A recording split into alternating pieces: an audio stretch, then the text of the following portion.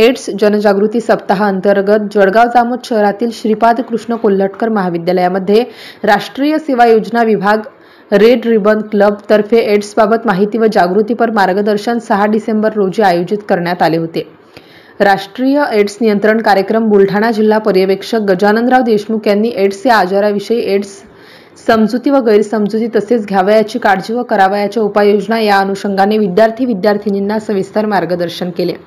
कार्यक्रमाच्या सुरुवातीला महामानव डॉक्टर बाबासाहेब आंबेडकर यांना महापरिनिर्वाण दिनानिमित्त महामानवाच्या प्रतिमेस हार अर्पण करून अभिवादन करण्यात आले। या प्रसंगी प्रास्ताविकपर मार्गदर्शनामध्ये डॉक्टर निंबाडकर यांनी कार्यक्रम आयोजनासंबंधीची भूमिका मांडली।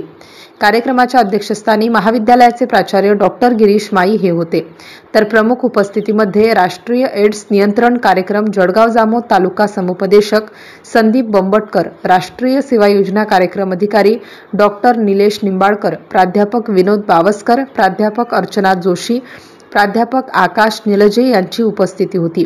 कार्यक्रमाच्या यशस्वीतेसाठी महाविद्यालयीन शिक्षकेतर कर्मचारी व महाविद्यालयीन विद्यार्थ्यांनी विशेष परिश्रम घेतले। MCN न्यूज मराठीकरिता दिलीप इंगळे, जळगाव।